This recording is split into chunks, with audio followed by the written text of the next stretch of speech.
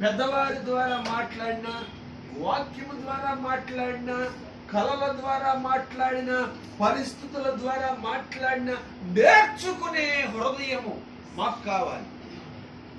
ఆ కఠినమైన పరిస్థితి, ఇదిగో ఈ స్థితిని మార్చుకోవడానికి దేవుడు నాకు ఇచ్చాడని గ్రహించుకోవాలి. నేర్చుకునే హృదయం ఉంటే, అయ్యా నోరు లేదు, భాష రాదు, కానీ ఆకాశంతో మీరు మాట్లాడారు, భూమితో మాట్లాడారు, పగటితో రాత్రితో మీరు మాట్లాడారు. మాకు చెవులు ఉన్నాయి, మాకు నోరు ఉంది, మాకు ఆరోగ్యం ఇచ్చావు అయ్యా, మమ్మల్ని దీవిస్తామన్నావు, ఉన్నతంగా చేసావు. పగలున్నప్పుడే అస్తమయం కలగబోతా ఉందని గ్రహించుకుని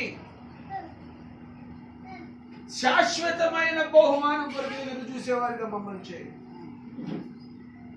భూ సంబంధమైనవి కాదు, తాత్కాలికమైనవి కాదు, శాశ్వతమైన వాటి కొరకు అయ్యా బేగిరి పడేవారిగా మమ్మల్ని చేయి. ప్రభువా, మొదటి వర్తమానం ద్వారా మీరు మాటతో మాట్లాడారు.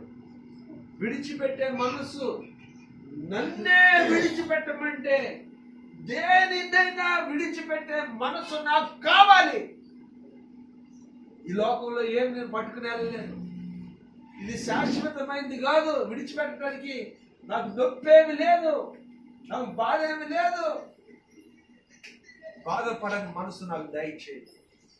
నిత్య జీవాన్ని పోగొట్టుకున్నాడయ్యా, ఆ యవనస్తుడు నిత్య జీవాన్ని పోగొట్టుకున్నాడు. దేవుడు చెప్పిన మాట వినలేక రెండవ వర్తమానం ద్వారా మాతో మాట్లాడారు.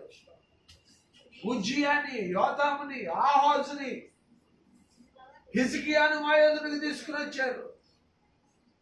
ప్రభువా, ఒకరి తర్వాత ఒకరి కాలాలు, తరాలు మారుతా ఉన్నాయి.